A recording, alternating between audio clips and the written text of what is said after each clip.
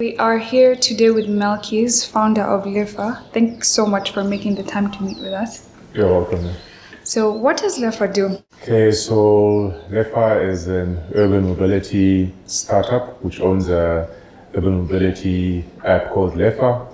And the app basically facilitates the connection of drivers to passengers through an application.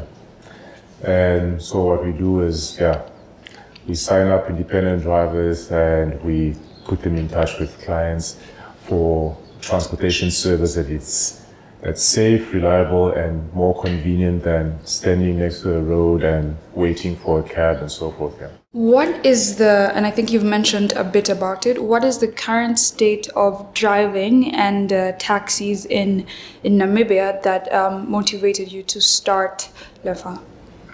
Okay, so before LEFA, the passenger transportation industry has a few options. You can either use buses, scheduled buses, which are very inconvenient, low frequency, sometimes never on time, or they don't pitch at all. And they also don't have a good number of them, so they're always overloaded and so forth. And then the other option was to use normal taxis or municipal taxis, which first of all, the registration process does not really vet the drivers, and there's no tracing and monitoring of drivers. So there's a lot of criminal elements that were creeping into the passenger transport industry. Students were getting robbed, tourists were getting robbed at gunpoint, at knife point, and so forth. But we also had passenger transport option, transfers and shuttles, which operate in the tourism industry. And I did some research and realized the results from the research were that the shuttles and transfer services were not really known to people, and people thought they were expensive, and people only knew a few of them, even though there were more than 500 registered shuttle and transfer companies who were more professional, were safe and reliable. People did not really know about them. So then I came up with the idea to have an app where people don't have to know the number of each and every company. They can simply sign up on the LEFA app and have access to all those drivers at the click of a button. What about drunk driving? Because I've read a lot about the other interviews that you've done, and I think what I've heard is that this was also a big part of your motivation. Yes. So Namibians in general have a bad habit of drinking and driving. And it's firstly, I think the law enforcement does not really clamp down on drinking and driving as much as it should be. And one of the assumptions is that there's not enough personnel, or there's a lack of resources, or there's much more challenging issues that they focus on compared to, and don't have so much time to allocate to clamping down on drinking and driving. So drinking and driving in Namibia not only causes fatal accidents, it also causes a lot of damage to infrastructure, which costs the municipality, the city of Windhoek, as well as the government, in the end, millions of dollars every year, because they have to replace traffic lights that were run down, or the money they spend on clearing accident sites, people driving in someone else's house or driving to someone else's car, etc. That costs the authorities millions and millions of dollars every year, and which could be allocated to to solving other issues such as sanitation, poverty, accommodation, and housing, and so forth. So solving giving people who usually drink and drive another option was a way for me to reduce drinking and driving, in essence, then reduce the challenges for authorities and so forth, so they can focus on solving other pressing issues. What was the one point in which you decided that I, as Melkies, can solve this problem? Because I think that you're probably not the only one who has noticed all these things that are happening, and not anyone has started LEFA, for example. So what was the one moment that you would say was like, okay, now I can do it and I have to? So when I was doing research, most of the research was conducted in social environments, at bars, restaurants, and so forth, at parties, etc. And one of the questions were, have you ever driven under the influence of alcohol? And if you have, why did you? And the answers for most people was that they've indicated that they have driven under the influence of alcohol. And the reasons they gave were such as existing services are not reliable, existing services have long waiting times, and existing services are expensive because they charge fixed fares for 1 kilometer, 5 kilometers, 500 meters, they charge the same fare. And those are some of the excuses that people mentioned or gave as why they driven under the influence of alcohol. So then I thought, if I could nullify those excuses, if I can provide them with an option that's safe, reliable, convenient, you don't have to wait for, or at least you can track your driver, you know how far he is. The fares are calculated distance and time, so you pay for exactly what you're using.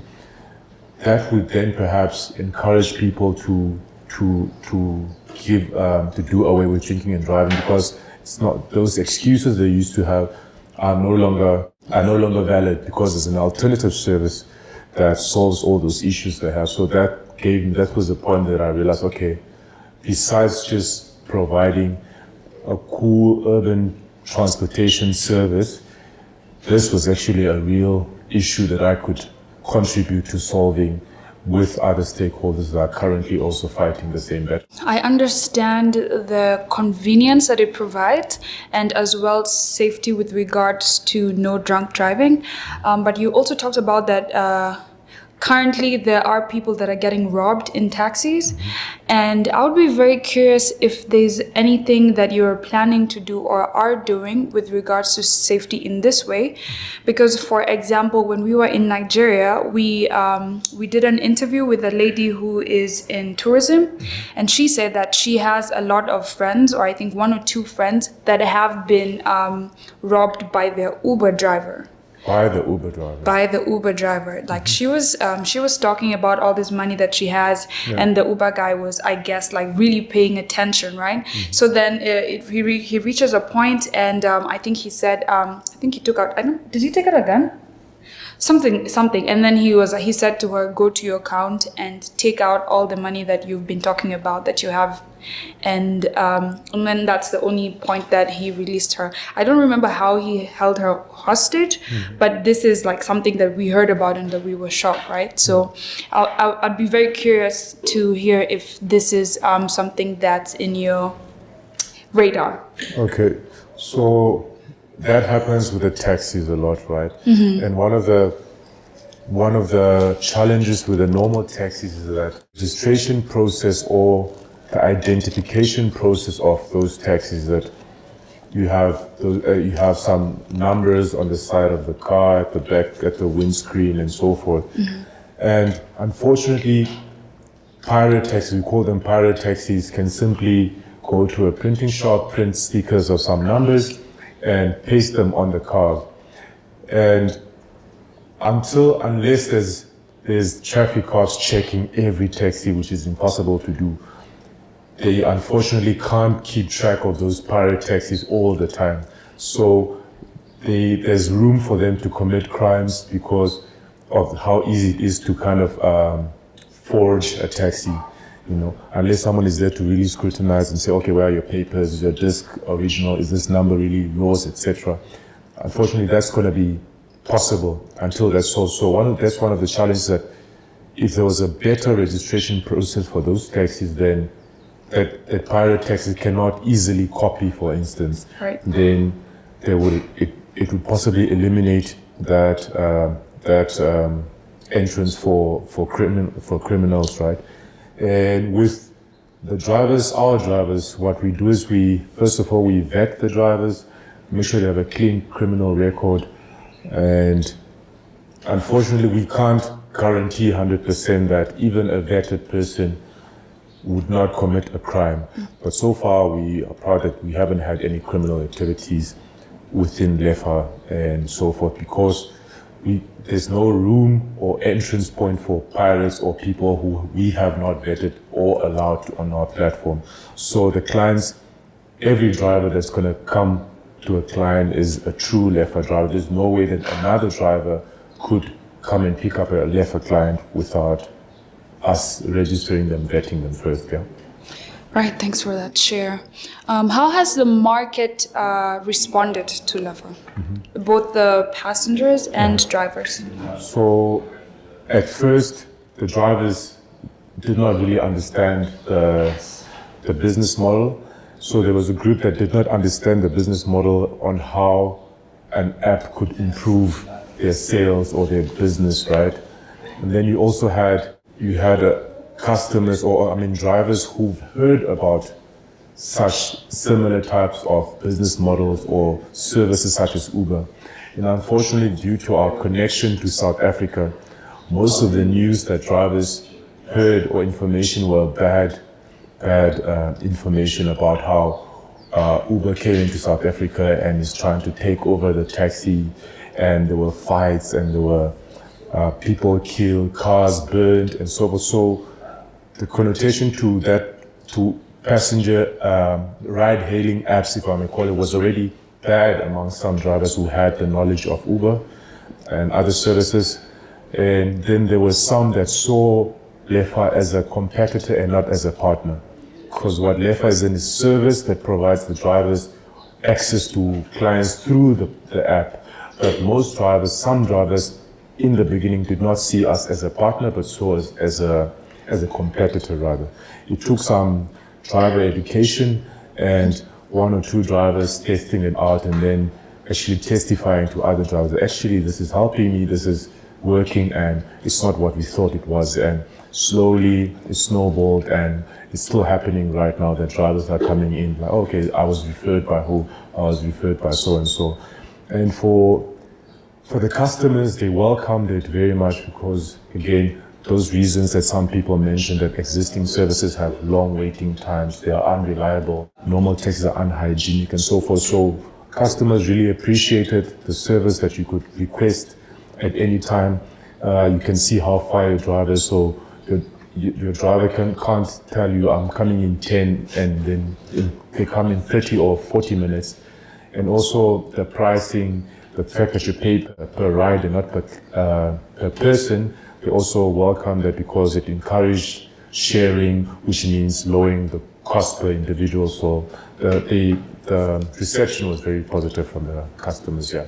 And they were just generally happy that a small country like Namibia, we have our own platform. And for people that have traveled, it was really a great thing for them because they're used to using Uber in Cape Town or wherever in the world, and now in Namibia at home, they can also make use of a similar service. So the convenience was a huge factor for them.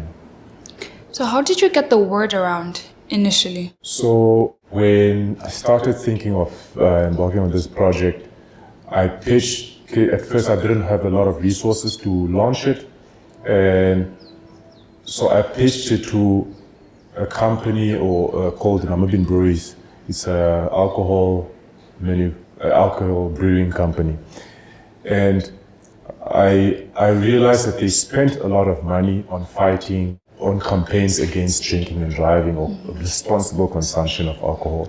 So from the results I got from the research, I then pitched it to them that I'm working on a project that's fighting the same battle as you are fighting. So I requested for sponsorship from them, and it was a no-brainer for them. So they decided to sponsor me, to come on board as a sponsorship partner.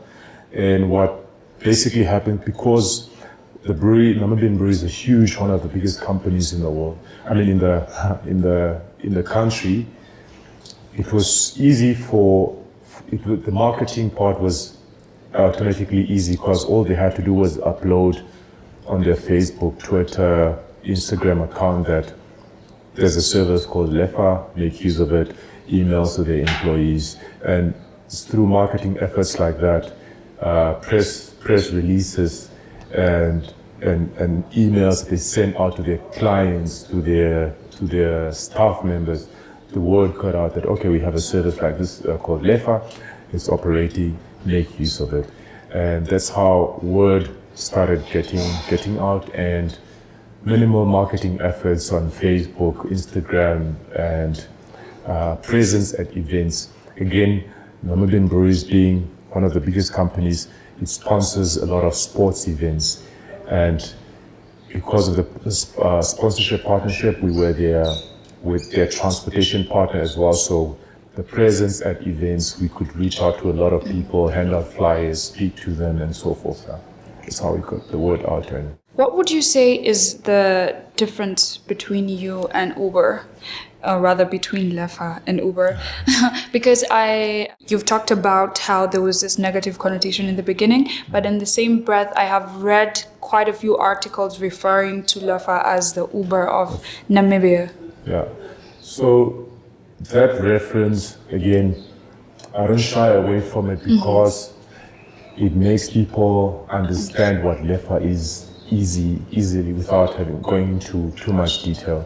Because you ask them, what's LEFA? It's like, oh, it's like Uber. And then the person immediately like, okay, so that's how it works. Yes, okay. Then you understand it. So I don't shy away from that.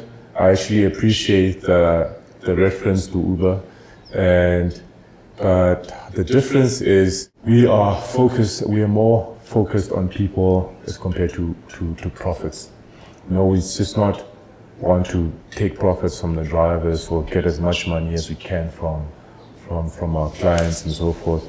That's why our objectives, apart from offering a cool on-demand ride-hailing service, we want to solve challenges such as drinking and the people that are drinking under the influence, driving under the influence of alcohol. We want to solve problems like that. We want to for instance, one of our objectives is to encourage participation of women in a male-dominated industry. Unfortunately, in Namibia, we don't have a lot of women in the transportation industry as business owners and as drivers. So one of our objectives is to encourage that as well, and that's basically so we are more people-focused as compared to profits. Yeah. I'm very curious what your professional background is and what you were doing before starting LEFA. Okay, so I'm an electrical engineer by profession, and in 2017 I was retrenched from the consulting firm that I was working for due to a downturn in the economy, meaning that our construction industry in Namibia was suffering, and when the construction industry suffers, the engineering consulting companies also suffer, and hence I was laid off from one of the consulting firms.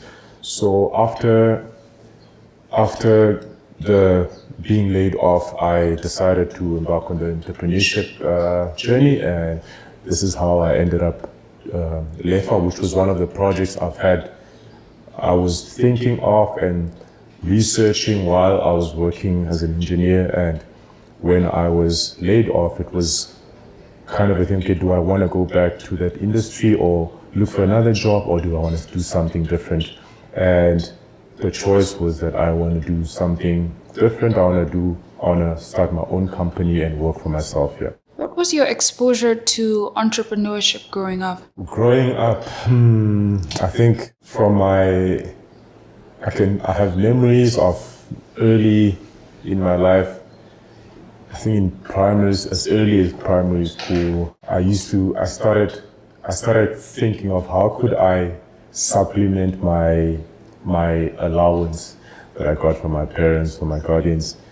And one of the things was that, I noticed that kids at school, my peers at school, some that they're always getting pocket money to buy, because it was a tuck shop, they would buy sweets or chips or fruits, etc.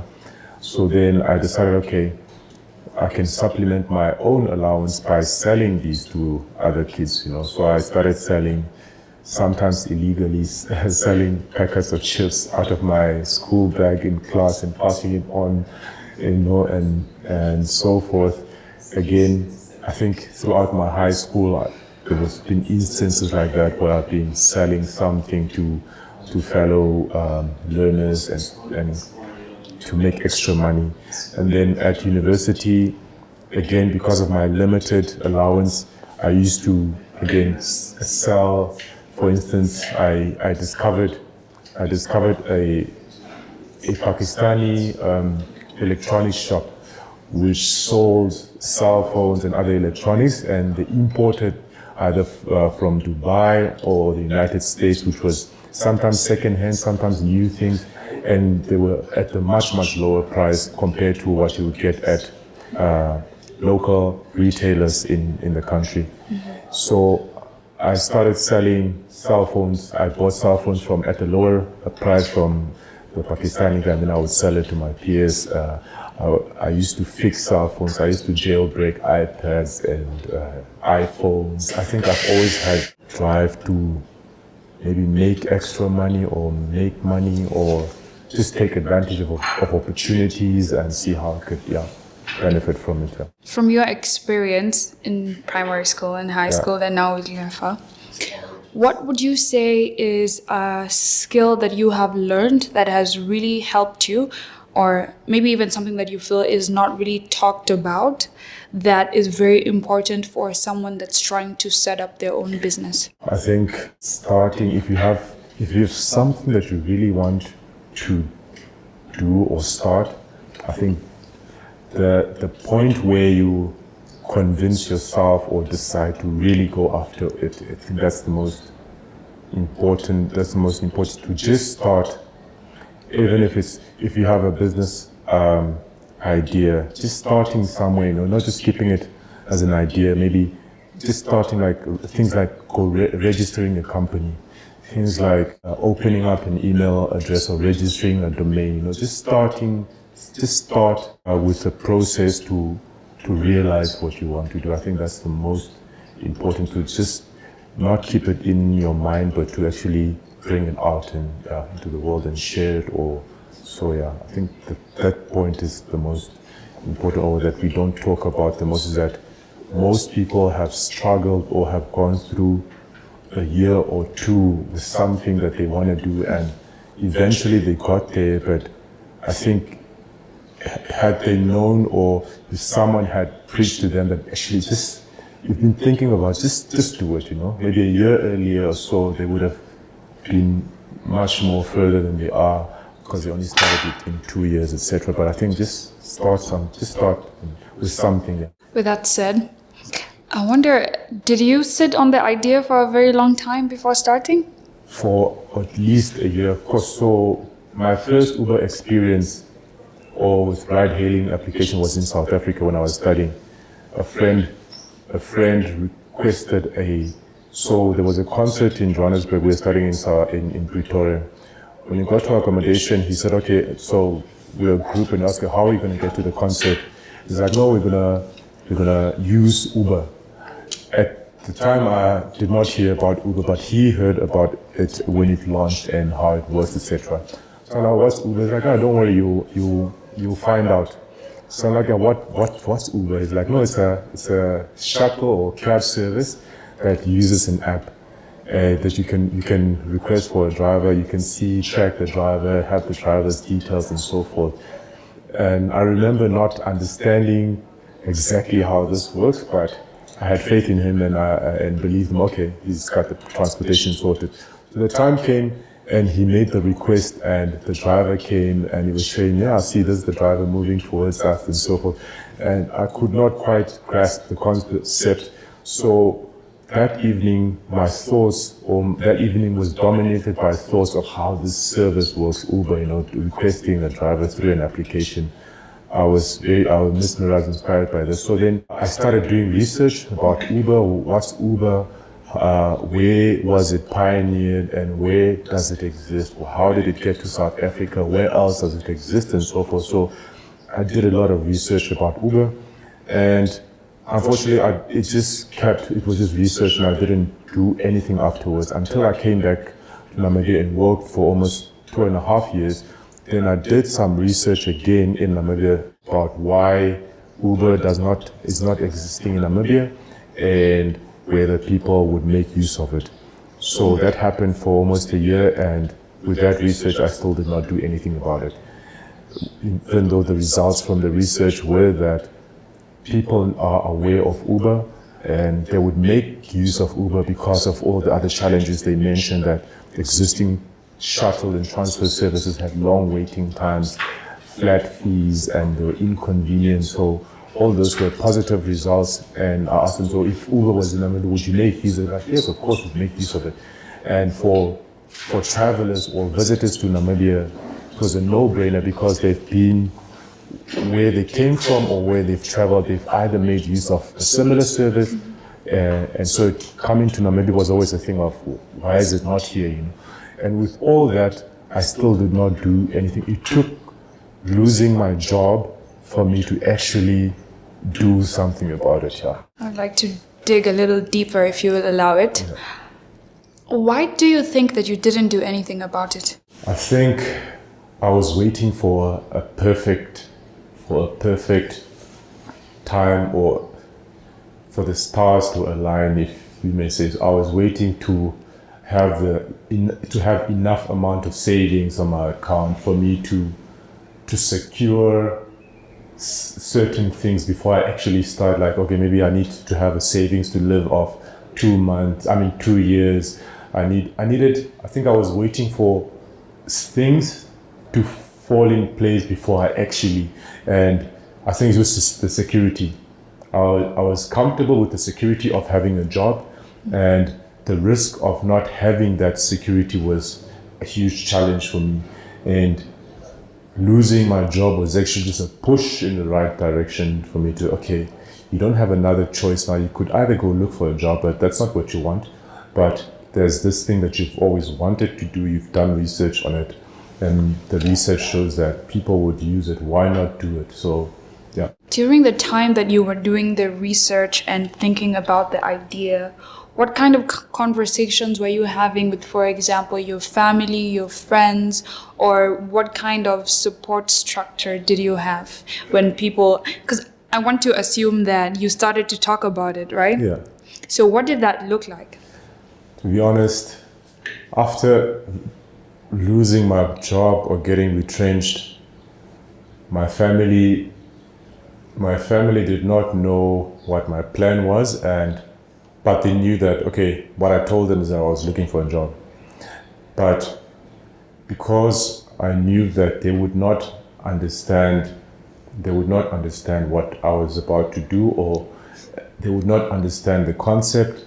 And again, unfortunately, at least in this part of the world, I can speak for my culture, we are conditioned to go through this cycle of life, study, get a job, get married, settle down, and work for a pension and so forth. So anything outside that expectation is kind of not frowned upon, but there wouldn't have been a lot of support for it. So I think maybe for a good 6 months, my parents did not know what I was doing. My family did not know what I was doing. They knew that I'm looking for a job and that I was struggling. But as far as starting a business, having a startup, they did not know about it until articles started appearing in newspapers and interviews and so forth. And then someone's like, oh no, so this is the company you're working for? I'm like, yes, because the fact that I was working for someone was easily acceptable. Then I started my own company and I have my own startup, and then they were like, okay, but how will you really make it? Is it really worthwhile? And so forth. But for a very long time, I was working for LEFA, and only now that they're starting to realize that actually I own this company and so forth. Yeah.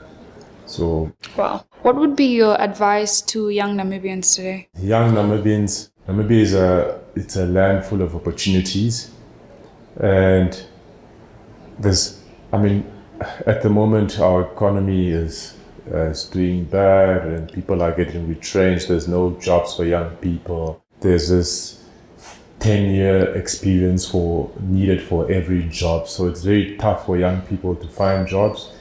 And the only other alternative is to create jobs. Create jobs to help other young people, create jobs, to employ other young people that perhaps don't have the capacity or resources to start something, but because not everyone possibly has the capacity to start something, but there are definitely people that have the capacity to start a company or to come up with a brilliant idea, and we need to do that, and we have our own futures in our own hands. So create jobs. We need to create jobs for ourselves and not wait for the government or the older generations to create jobs for us. Thanks for your share. You mentioned a bit about your research about Uber and whether they were planning to enter the Namibian market. What did you find out about that, and why didn't they enter?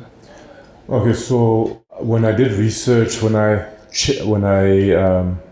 checked the markets that Uber was established in or that they launched in, they were usually good markets with a great population. And for a commission, because Uber is purely commission-based service, right? You need a good market with a good population to make a viable business case when you have a commission-based business. So one of the things that I assume is that the population, the market is too low for them, because Namibia is 2.5 million people in total. About 400,000 live in Windhoek, which is like our central urban center. So for a population of 400,000, and about 60% of that earn less than 5,000 a month, they can't. So you're left with about, let's say, 100,000 that could possibly afford that service. So I think the market for Uber was just too small for them. And then I came across an article written by an American professor that says the reason why Uber is in South Africa but not neighboring Namibia is because of laws and regulations, that Uber type of service was not allowed in Namibia, which was a surprise to me because we are operating. So that's, but number one, I think it's the market size. Yeah, it's just too small for them, and it's not attractive enough for them. Yeah. And what is your business model? Is it also commission based, or did you come up with a different model? So it's also commission based. Yeah, it's also commission based. But what I've realized that if the price point is right, there's a viable business case. Yeah. I'm curious, how did you launch your prototype? How did that work? Did you program it yourself? Did you hire engineers to build the software for you? Did you fall back on an existing white label solution? How did you come up with that? How did you build the product? So in the beginning, I did some research on, first of all, developing an Uber type of app, right? Like what would it cost to develop an Uber type of app? And I got to figures like $50,000 US, $100,000 US, and those were all resources that I did not have. So then I came across a white label app from developers that was existing in a lot of markets already, and we tested it out. So you could franchise this app or hire or get rights to it, and then they would tweak it to your specification for your market, etc.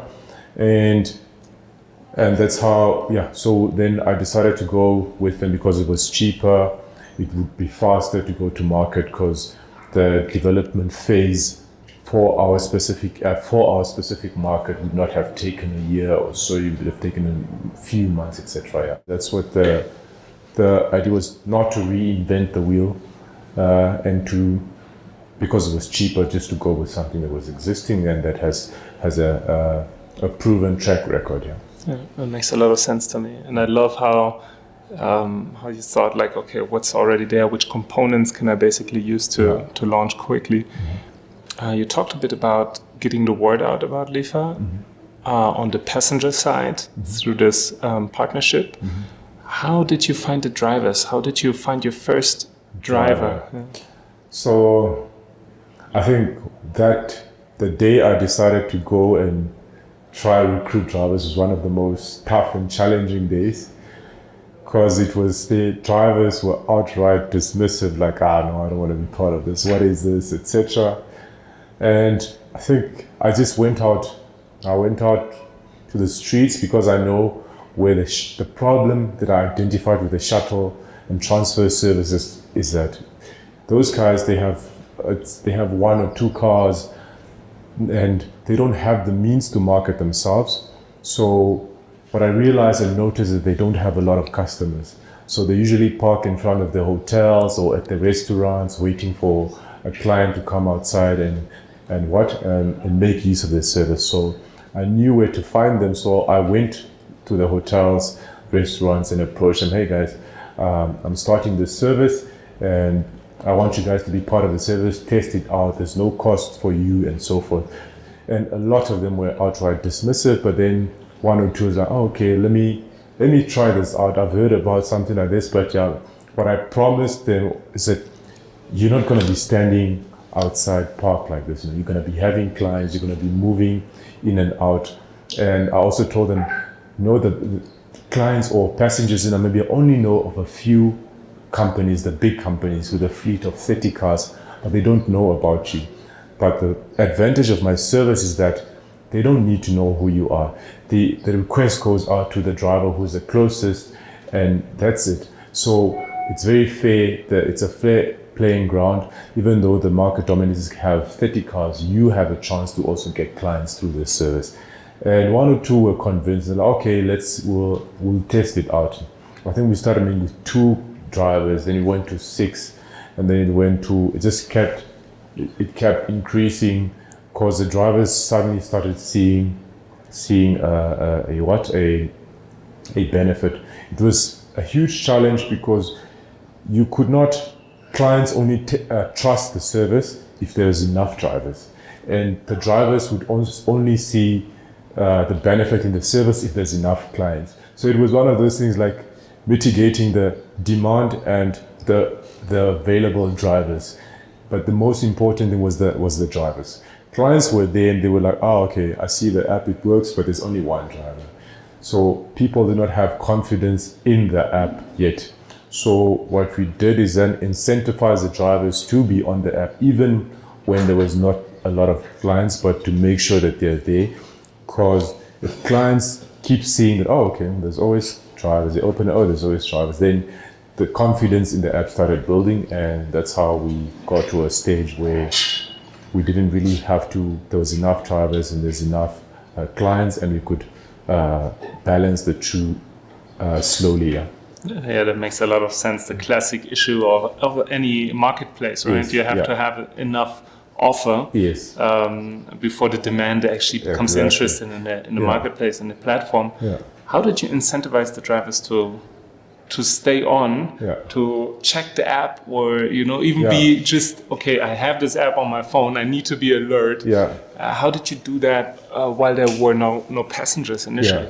So again, when we started recruiting drivers, for instance, some drivers were interested, but they did not have a smartphone. Mm-hmm. So then we decided, okay, we'll buy you a smartphone, we'll put the data on the all you have to do is keep it on, get the requests when you get there. We gave them jackets, we gave them t-shirts, we gave them free credit, fuel vouchers, and then from our sponsor, the breweries, they also got some goodies from them as well. So hopefully no alcohol. Not alcohol. Why try? Only non-alcoholic beverages. But yeah, that's how we started incentivizing them and actually involving them as partners. So we're very clear with our communication to the drivers that they were not just drivers, but partners.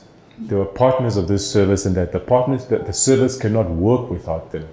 They were very important, an integral part of this service, and if they have to contribute for it to work. And I think that's one of the things that we did very well is how we perceived the drivers and their relationship to us, is that they were partners and not just drivers. Yeah, it makes a lot of sense. One more question, because you said you incentivized the drivers also with a smartphone so that they could actually part of the platform, one of your partners. But that sounds to me like you must have invested a lot in training and awareness, because if someone has no smartphone, then to learn how to use a smartphone is maybe not the easiest. How did you go about that? Was it a challenge? It was certainly, training was always a challenge, but again, what we did is that through the training process, we always encourage the drivers that it's a new service in the market. It's new for you, and also it's going to be new for a lot of clients. And we know that challenges are going to come. Maybe you're going to forget where to click on to accept a ride or to end a ride. But the most important thing is to always communicate with the clients that if you're stuck, say, okay, this is a new thing for me, I'm still learning, please bear with me. And clients, they appreciated this so much. And again, because of our clientele, which is usually educated, working class, or they've already made use of the service, most of the time they either knew just from reading on the screen of the phone, okay, no, you actually have to swipe here or touch there then to end the trip or to start it. So the clients also aided in educating the drivers in that way and so forth. And the more they started using the service, the easier it got and so forth. Yeah. Okay, great. My final question would be, what's the vision for you personally as an entrepreneur, as a change maker? What's your 5-year plan for you, and maybe also LEFA as a business? 5-year plan, of course, have LEFA established in all major towns in Namibia. And we don't want to neglect any towns, but we want transportation to be easily accessible for people, that if someone wants to move at 10 p.m., they don't have to struggle to get a safe and reliable transportation service. We also want to merge into other markets. For instance, Botswana is one that we've been in for a long time, and that next year we're going to move into Botswana and perhaps Angola and other markets. And hopefully with the presence in these various markets, then we would perhaps be attractive to the bigger players, because we've noticed the scramble for market domination by the bigger players, Uber, Didi, and Taxify, Lyft, and so forth. They all want to be number one. That ride-hailing, they're number one in ride-hailing, and what we notice they're doing is they're acquiring all these established smaller services in different markets, and we're hoping that, and we're working towards that, being established in Namibia and some neighboring countries, we would become attractive for one of the bigger players to either become a partner or to acquire us, and then perhaps I can move on to other things. I can move on to the next. Not challenge, but opportunities. As an entrepreneur. No more looking for jobs. Not more. No, never again. Okay. Thank you so much for sharing. You're welcome.